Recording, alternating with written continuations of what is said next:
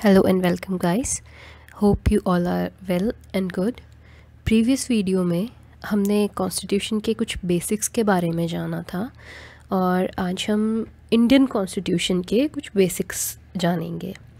We will look into the journey that led to the birth of Indian republic. इसीलिए मैंने इस video का नाम भी दिया है the birth of Indian republic. अभी पिछले वीडियो में हमने देखा था कि किस तरीके से कॉन्स्टिट्यूशन बनता है या क्यों बनाया जाता है, वो सब कुछ. अब हम जानेंगे कि इंडियन कॉन्स्टिट्यूशन को बनाने की जर्नी कहाँ से शुरू हुई थी.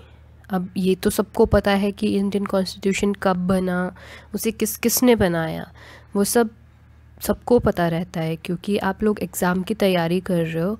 इतना तो आप लोग कॉन्स्टिट्यूशन के बारे में पढ़ चुके हो. अभी नहीं तो आपने क्लासेस में पढ़ा होगा, 10th में 9th में, ये कॉमन नॉलेज है.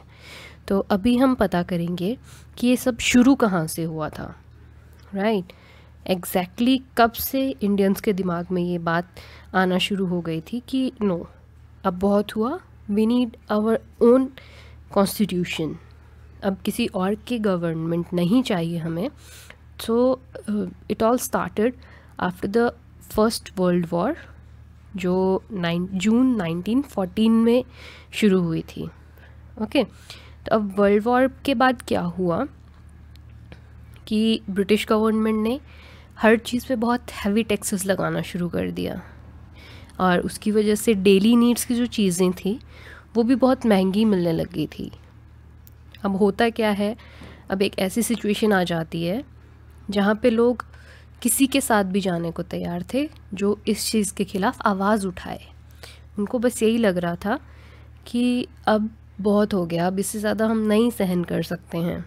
अब अगर आपको खाने का सामान भी अच्छे ढंग से ना मिल पाए, बहुत महंगा मिले, तो आप तैयार हो जाते हैं कुछ भी करने के लिए, लड़ने के लिए.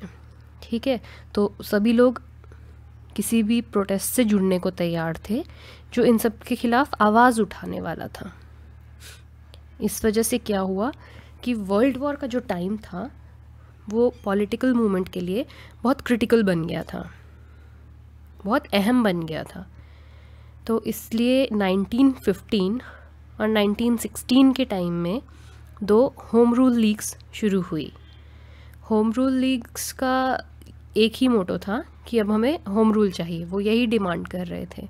तो उनमें से जो एक होम रूल लीग थी उसके लीडर थे बाल गंगाधर तिलक और दूसरी होम रूल लीग की लीडर थी एनी बेसेंट और एस सुब्रमण्यम अय्यर. अब वही जो मैंने कहा कि इनकी डिमांड यही थी कि वर्ल्ड वॉर के बाद जो है इंडिया को होम रूल या सेल्फ गवर्नमेंट चलाने की परमिशन मिलनी चाहिए. होम रूल लीग के साथ जो कुछ बड़े नाम भी शामिल होना शुरू हो गए थे. उनमें से 2 नाम थे, एक तो मोतीलाल नेहरू जी और दूसरे चित्तरंजन दास जी. बट ये मूवमेंट बहुत बड़े लेवल पे सक्सेसफुल नहीं हो पाया था.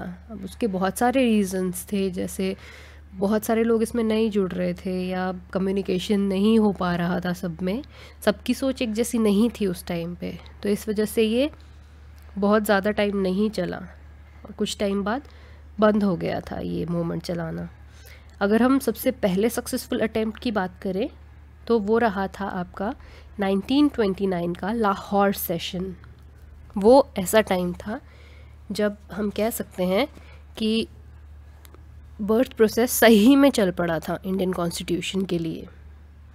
इस सेशन के पीछे कुछ इंटरेस्टिंग फैक्ट्स थे जिनको हम कैटलिस्ट मान सकते हैं on the path of getting our own constitution. तो अभी हम उन फैक्ट्स के बारे में एक एक करके जानेंगे. अब हुआ क्या था कि 1919 में ब्रिटिश गवर्नमेंट ने एक गवर्नमेंट ऑफ इंडिया नाम से एक्ट बनाया था.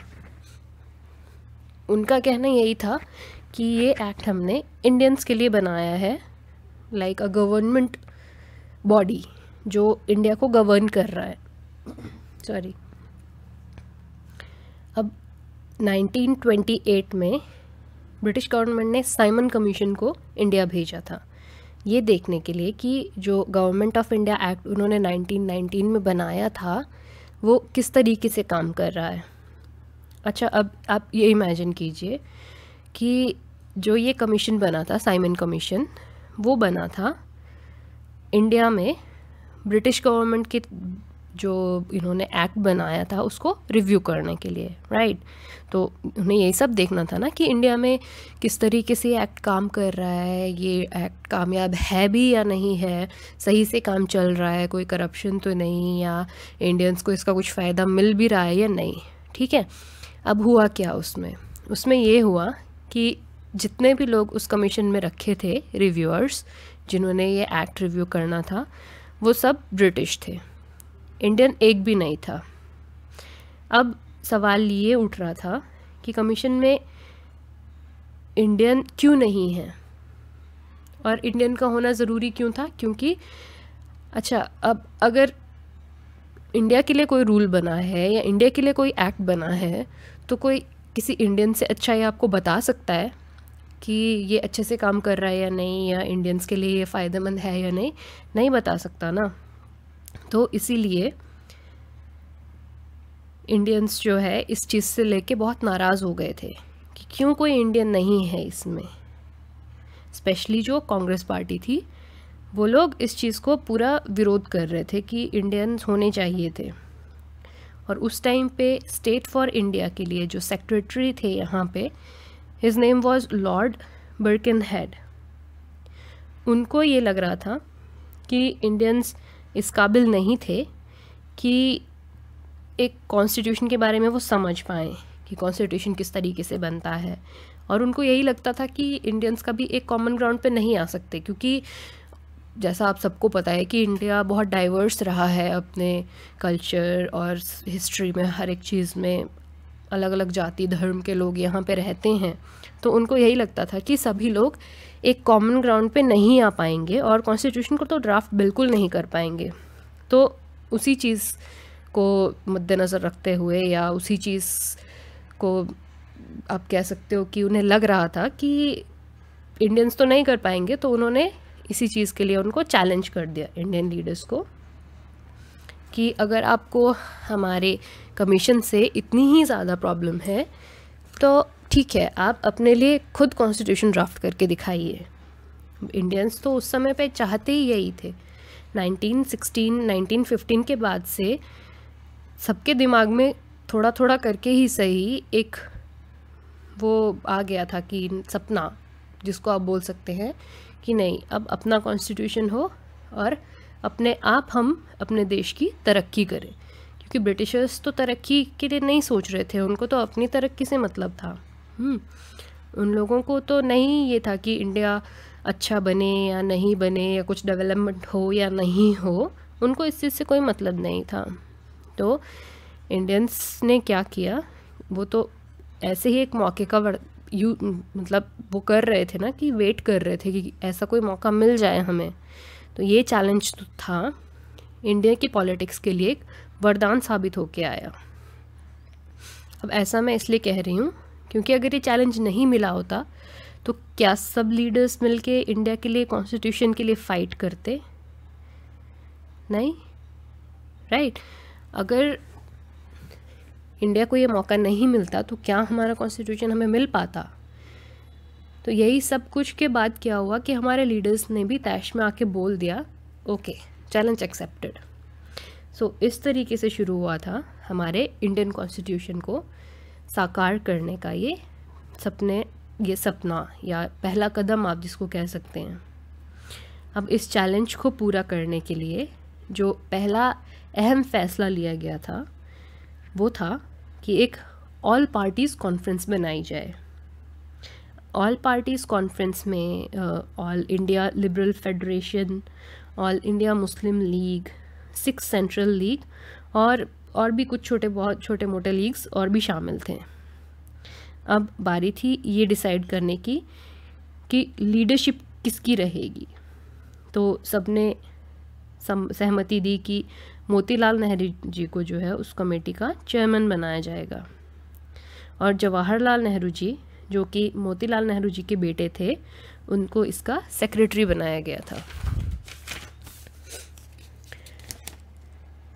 सर अली इमाम, तेज बहादुर सापरू और सुभाष चंद्र बोस जो हैं इस कमेटी के नोटेबल मेंबर्स थे, और बहुत से कुछ रिनोन्ड नाम जो आगे जाके भी जिन्होंने ज्वाइन किया था उनमें से कुछ थे M.R. जैकर एंड एनी बेसेंट जी। अब इस कमेटी को, अब ये कमेटी कौन थी? ये ड्राफ्टिंग कमेटी थी, कॉन्स्टिट्यूशन को ड्राफ्ट करने वाली कमेटी थी। तो इस कमेटी को ये ब्रीफ मिला था कि वो सांप्रदायिकता यानी कम्युनलिज्म की समस्या और डोमिनियन स्टेटस के इशू के साथ साथ इंडिया के कॉन्स्टिट्यूशन के सिद्धांतों पर भी विचार करें और उन्हें निर्धारित करें। इसका मतलब क्या है कि वो ये सोचे कि उनको एक ऐसा कॉन्स्टिट्यूशन बनाना है जिस पे इंडिया के मॉरल्स पे रह के उन्हें वो ड्राफ्ट करना है कॉन्स्टिट्यूशन। अब सांप्रदायिकता का मतलब ये है कि किसी एक संप्रदाय, जाति या वर्ग से जुड़े हुए लोगों की आस्था, उसको हम सांप्रदायिकता कहते हैं। तो उन्हें इन सब चीज़ों का ध्यान रखना था।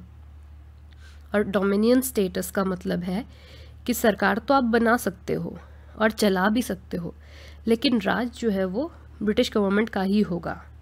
ठीक है, आपको क्या करना है, बस उनके अंडर रह के आपको गवर्नमेंट चलाना है। तो वो आपकी होके भी आपकी नहीं थी। That was the dominion status, क्योंकि रूल्स और रेगुलेशन तो सब ब्रिटिश गवर्नमेंट डिसाइड करेगा। इस कमेटी ने कॉन्स्टिट्यूशन पे जो ड्राफ्ट बनाया था उसको नाम दिया गया नेहरू कमेटी रिपोर्ट, या फिर डायरेक्टली नेहरू रिपोर्ट भी जिसको कहते हैं। अब इस नेहरू रिपोर्ट को जो है कांग्रेस का एक एनुअल सेशन हुआ था कोलकाता में, दैट वाज इन दिसंबर 1928। उस टाइम पे इस रिपोर्ट को सबके सामने रखा गया था। इस रिपोर्ट को लेके भी कुछ बहस छिड़ गई थी लोगों में, लेफ़्ट पार्टी में और कांग्रेस पार्टी में कुछ अनबन हो गई थी। अब प्रॉब्लम क्या थी कि जो नेहरू रिपोर्ट में हम मांग कर रहे थे वो था डोमिनियन स्टेटस, कि ब्रिटिश गवर्नमेंट का राज होगा लेकिन गवर्नमेंट जो है इंडिया चलाएगी। ठीक है, लेकिन कुछ युवा नेता थे जैसे जवाहरलाल नेहरू जी और सुभाष चंद्र बोस जी, वो लोग बोलते थे कि हमें जो है कंप्लीट इंडिपेंडेंस चाहिए, मतलब कि पूर्ण स्वराज, हमें नई डोमिनियन स्टेटस की ज़रूरत है, हम अपने आप अपना कॉन्स्टिट्यूशन बनाएंगे और अपने आप ही अपनी गवर्नमेंट चलाएंगे। इसीलिए उन लोगों ने क्या किया था, नेहरू रिपोर्ट आने से पहले जो सुभाष चंद्र बोस, जवाहरलाल नेहरू और भी युवा नेता जो कंप्लीट इंडिपेंडेंस चाहते थे, उन्होंने नेहरू रिपोर्ट आने से पहले ही यानी कि अप्रैल 1928 में इंडिपेंडेंस ऑफ इंडिया लीग के नाम से एक अपनी अलग लीग बनाई थी। इसके प्रेसिडेंट कौन थे? एस श्रीनिवास अयंगर जी। और जवाहरलाल नेहरू और सुभाष चंद्र बोस जो है इसके सेक्रेटरीज थे। और कोलकाता का जब कांग्रेस सेशन हुआ था दिसंबर 1928 में, तो दो अलग अलग ओपिनियन आ रहे थे।